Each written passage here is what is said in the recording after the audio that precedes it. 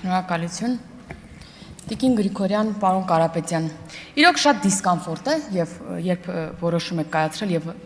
մանդատները վերցրել եք, որովհետեւ տևական ժամանակ է եւ այսօր եւս արդարանում եք, թե ինչու եք դուք հայտնվել խորհրդարանում։ Հայտնվում եք այն մարդկանց առաջ, ովքեր ձեզ ուղարկել են խորհրդարան։ Այդ մարդիկ ասել են գնացեք խորհրդարան, այս համամասնությամբ։ Ինչ եք արդարանում, որ դուք եկել եք խորհրդարան։ Կարող է, որովհետեւ ապոկալիպտիկ եզրահանգումներ եք ներկայացրել եւ ասել եք, որ օրինակ ցեղասպանության հուշահամալիրը դառնալու է մզկիթ։ Կարող է, որովհետև ասել եք, որ 300,000 ադրբեջանցիներ են գալու։ Կարող է ասել եք, որ մեր երեխաները բոլորի այլևս չեն կարողանալու գնալ մանկապարտեզ, որովհետև լիքը սաֆորովներ են փոքր լինելու։ Կարող է դրա համար դիսկոմֆորտ ունեք։ Բա մտածեիք այն ժամանակ, որ այդ ամեն ինչն ասում եք, հիմա էլ աչքերից չեն նայում։ Այն ժամանակ դրա մասին մտածեիք, որ այսօրը գալու է, դուք առերևս վերելու եք ձեր ասածների հետ։ Եվ առերեսվելու մասին։ Մենք առաջիկա շրջանում ամեն օր ձեզ առերեսելու ենք ձեր ասածների հետ։ Ձեր քթից բերելու ենք 300,000 ադրբեջանցիները հատ-հատ ու յուրաքանչյուրից հետ, որովհետև դուք դրանով ահաբեկել եք մեր ժողովրդին։ Ու հիմա պետք է ես նենց բարձր եմ տեղից խոսում, կարող եմ ես էլ տեղից խոսել։ Ու հիմա պետք է պատասխան տաք այդ տերորի համար մեր քաղաքացիներին։ Այն քաղաքացիները, որ ձեզ ուղարկել են այստեղ, իրանք հիմա դիսկուս կա սոցցանցում, թե ինչու չերթվեցիք։ Օրինակ, ինչու չերթվեցիք։ Ժամանակին միայն պարոն Սաղաթելյանը չերթվեց ու ասաց, որ ինքը մի երթում ա տվել զենքի վրա, բոլորը դաշնակցական եք, թե այլ պատճառ կա։ Ու մարդիկ քննարկում են։ Ասում են կարող է, որովհետև հանուն Հայաստանի Հանրապետության անկախության, ինքնիշխանության հզորացման չեք ցանկանում բարեխղճորեն կատարել ժողովրդի ներկայացուցչի ձեր պարտականությունները։ Չեք պատրաստվում պահպանել Հայաստանի Հանրապետության սահմանադրությունն ու օրենքները։ Կարող է, որովհետև չեք ցանկանում նպաստել Հայաստանի Հանրապետության պետականության ամրապնդմանը, շահերի պաշտպանությանը, անել ամեն ինչ կամ քաղաքացիների քաղաքացիական համերաշխության համար, քաղաքացիների անվտանգության համար, պաշտպանության համար։ Երևի մտածում են մարդիկ, ասում են, երևի չեն կատարելու, չեն պահելու, դրա համար չեն երթվում։ Կարող եք դուք ձեր ուրեմն տարբերակն ասել, եթե սա չէ։ Պարոն Ռուբինյան, եթե նկատեցիք, ձեզ հարցեր չկային, օրինակ Ռուսաստանի հետ հարաբերություններից, որտեղ բոլորը խնդիր են տեսնում այս օրերին։ Չկար հարցեր, օրինակ ԵԱՏՄ-ի հետ կապված խնդիրներին առաջացող, օրինակ կաթնամթերքի խնդիրը, չէ՞։ Մեր քաղաքացիները այսօր բախվում են, մանավանդ որ ինչ-որ փորձաքննություն ցույց է տվելու կաթնամթերքի մեջ այդ խնդիրները չկան եւ այլն եւ այլն։ Օրինակ, ասեք, ձեր գործիքակազմը խորհրդարանի նախագահի ո՞նց եք պատրաստվում կիրառել, որպեսզի այդ խնդիրները մեր ժողովուրդը այդ խնդիրներին չառերեսվի։ Չէ, ձեզ հետաքրքրում է Թուրքիայի հետ հարաբերությունները, Ադրբեջանի հետ հարաբերությունները, որտեղ այդտեղ մենք գնում ենք կարգավորման։ Դա ձեր պլանների մեջ չի մտնում։ Կարգավորվող հարաբերությունները, դիվանագիտական հարաբերությունների հաստատումը ձեր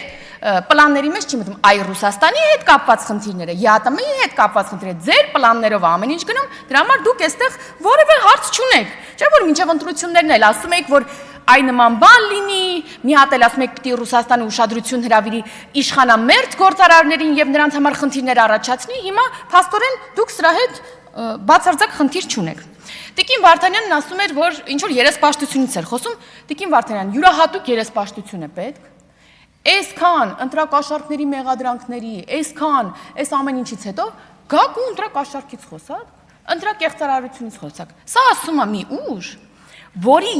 թիմակիցների մեծ մասը իդեպ երկուսի էլ այն Բարգավաճ Հայաստանն էլ ձեզ բոնուս։ Մեծ մասը այսօր անցնում է այդ ընտրակաշառք բաժանելու մեղադրանքներով, հարյուրավոր մարդիկ։ Ու ասեմ ամենակարևորը, այդ մարդկանց մեծ մասը, պարոն Կարապետյան, տվել են խոստովանական ցուցմունքներ, ասել են այո, մեզ վերագրվող արարքը մենք գործել ենք։ Մեծ մասը հետաքրքրում է, ճիշտ է, պարոն Վարդանյանի հետ կապված ձեր հորեղբայրն ասում էր, որ լավ չի գաստվե, որ գազ տարբանք դառնայի վարչապետ, բայց իրականում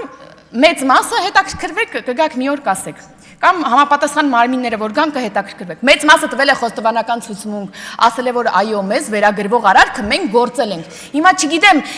շանտողություն ինչն եք համարում, ու կխնդրեմ շներին մի կողմ դնել, որպես շուն պահող մարդ եմ ասում, այդ զազրելի արարքը շների հետ կապված որևէ կերպ մի ասոցացրեք, հա։ Բայց կսպասենք մեղադրական եզրակացություններին։ Ինչ վերաբերում է վարչական լծակի կիրառման։ Ուրեմն այո, գործընկերներս էլ ասին, ձեր հարազատների մեծ մասը եւս աշխատում են պետական համակարգում ու դա նորմալ է։ Բայց քանի որ պարոն Մեսրոպ Մանուկյանը խոսեց դրա մասին, օրինակ պարոն Մանուկյանի կինն է աշխատում ազգային ժողովում, ես իմացա, ես ունեմ ուղղակի թող անկեղծ ասել, իրեն ինչ որ զանգ է եղել, իրեն ասել եմ պիտի գնա ԿՊ ընտրեք, այդ լծակը ո՞նց է կիրառվել։ Կամ պարոն Քոչարյան, ձեր հայրը որ թոշակառու է, ոգևորվել է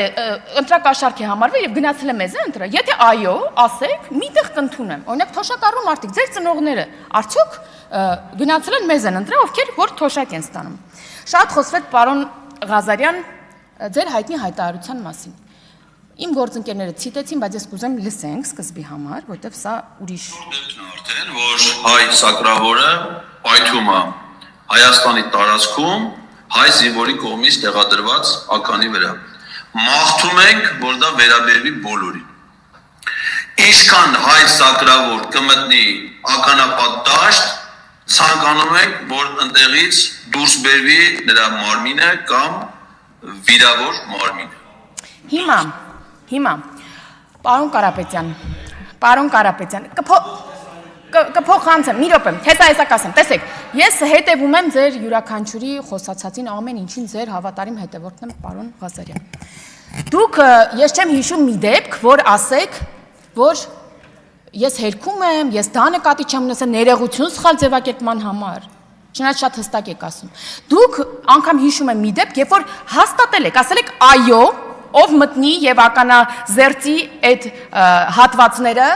սահմանազատման համար, այո, պիտի նրա մարմինը հանեն։ Բայց այս տեսանյութը դնելուց, ձայնագրությունը դնելու իմաստը, պարոն Կարապետյան, սա չէր, արդեն շատ դրա մասին խոսեցինք։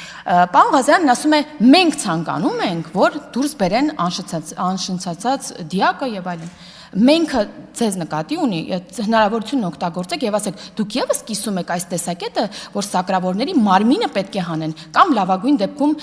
խեղված մարմինը։ Գիտեք ինչի, որտեւ նաեւ ձայնագրությունից մեկում ես հիշում եմ, որ հաշմանդամություն ձեռք բերած մեր զին հաշմանդամներին, կարծեմ ձեր բանում էր մեղադրանքը ձեր ուժի հետ էր կապված, այնտեղ անվանարկում էին նաև մեր զին հաշմանդամներին, ձեր տեսակետը կուզեմ, որտեղ մենքով է խոսում պարոն Ղազարյանը, շնորհակալություն։